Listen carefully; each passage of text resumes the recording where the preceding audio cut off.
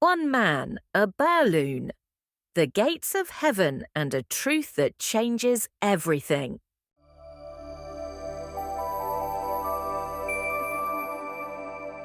His name was Marcus Kane. They called him the self-made billionaire. Every magazine had his face. Every event wanted his name. He built empires, crushed competitors, and turned deals that made headlines. He was the kind of man people stood up for when he entered a room. Everything about him said power, his walk, his tone, even the silence that followed his words. And oh, he loved the sound of applause. It filled the hollow places in his heart he never admitted existed. He funded charities, but only those that would put his name in the news. He gave, but only when cameras were around. He donated to a foundation, but the day the plaque arrived with someone else's name listed before his, he threatened to pull the entire funding. He called himself self-made. He said it in every speech like a badge of honor. One thing mattered to Marcus more than life itself. He would give his life and take that of others just to protect it, his reputation. And because of this, though brilliant and disciplined, he was ruthless. He framed a loyal manager for embezzlement to protect his image. He bankrupted a small firm just to crush competition. And one night, when a contractor's error delayed a major project, he humiliated the man in front of hundreds of people. The man later took his life. Marcus didn't flinch. He told himself, weak people collapse under pressure. I don't.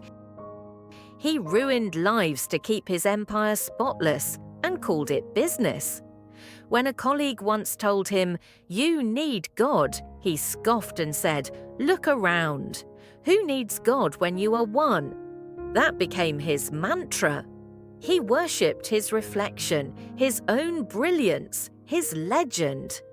But pride always comes before a fall. And his came in the form of Damien Holt, an old rival he once dragged through the mud. Damien had waited years for revenge. He had planted spies in Marcus's conglomerate, gathering dirt on him for years. And when the moment came, he leaked everything: the bribes, the blackmails, the silent payoffs. A journalist published the full story. Overnight, Marcus's empire cracked. The media devoured him, the stock plummeted, and for the first time, Marcus Kane, the man who feared no one, hid. He paced his mansion, eyes wild, whispering, "I made all of this. They can't take it from me." His rival, Damien, sat in his mansion smiling, finally satisfied. But Marcus had a plan. He had been investigating the source of the leak. Days later, he confirmed it, Damien himself. The betrayal burned hotter than the truth it revealed. In fury, Marcus gathered a group of men, former security guards loyal to his wealth.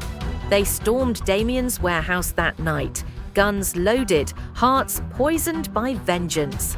But Damien had his own men, armed to the teeth. Somehow, he knew Marcus wouldn't go down without a fight. The two tycoons faced each other, two empires of ego, one heartbeat from destruction. Marcus shouted, "You couldn't beat me in business, so you stabbed me in the back like a coward." Damien stepped forward. "You ruined my life, Marcus. You built your throne on my ashes. This is justice." Marcus laughed bitterly. "Justice? You just wanted to be me."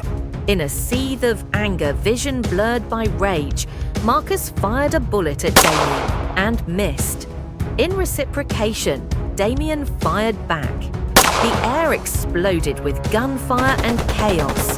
Shouts, shattered glass, screams. But Damien did not miss. The bullet tore through Marcus's chest. Marcus stumbled backward, his hand pressed to his chest, red seeping through his shirt. The red looked almost beautiful under the streetlights, like a balloon, bursting slowly. He fell. His body hit the ground, and everything went silent. He opened his eyes. The blood was gone, the pain gone. The ground beneath him, soft, radiant, endless. He stood in a place that shimmered with light, a light so pure it burned the lies of his soul. He blinked, his voice cracked. Where am I? And then he saw it, the gates of heaven. He laughed nervously. This can't be real. Massive, beautiful, majestic. They looked nothing like the myths he used to mock. So this place is real. He started walking toward the gates, but before he could reach them, a figure appeared, too bright for words.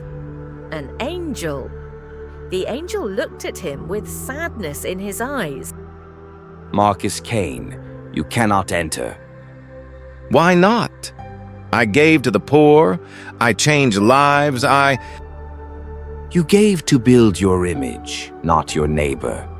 You worshipped your reputation, not your Redeemer. You were never saved. You never accepted Jesus as your Lord and Savior. Even worse, you served another God. Another God? Yes, your ego.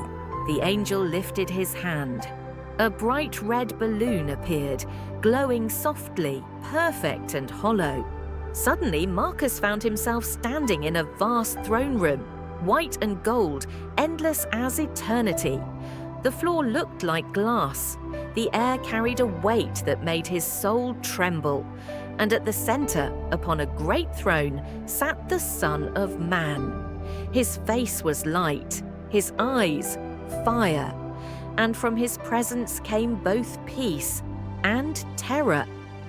Every soul within sight fell silent. Even Marcus couldn't stand upright. He sank to his knees as realization crashed over him. He was standing before Jesus. The red balloon floated beside him. Jesus' voice thundered through the heavens, majestic, like the sound of many waters. He pointed to the balloon and said, "That is symbolic of the life you lived. Your image, your pride, your ego. You fed it with applause, inflated it with lies, preserved it with the tears and blood of others. It looked glorious, but it was hollow, frail, and in the end, it burst." I didn't mean to. I just wanted to matter. Jesus replied, "What does it profit a man if he gains the whole world and loses his soul? I gave you breath, Marcus, yet you praised yourself for every one of them. I called to you through mercy, through warnings, but you loved the applause of men more than the voice of God. I sent people to you. I placed conviction in your heart, but every time truth knocked, your ego answered louder. You called yourself self-made, but you were never made for self, neither did you create yourself." Marcus trembled. Tears streamed down his face, the weight of his actions weighing on him. I thought I was doing good. You did good things, but without me. And without me, even good becomes empty. Your righteousness, a filthy rag. You chased significance, but you ran past salvation. You wanted to be remembered, but eternity only remembers those who are redeemed. He paused, his expression softened, sorrowful. You were loved, Marcus. Even when you mocked me, I loved you. Even when you fell, I waited. But love cannot save what pride refuses to surrender. Marcus fell to his face, sobbing. Please give me one more chance. Jesus looked upon him with eyes like fire. Your chance was in the life you misused. Every breath was my mercy towards you. You made your reputation your idol, a god unto yourself. Like Lucifer, you sought to exalt your throne above all others. Forsaking the one who created you, you made your choice, and I will honor it. Depart from me.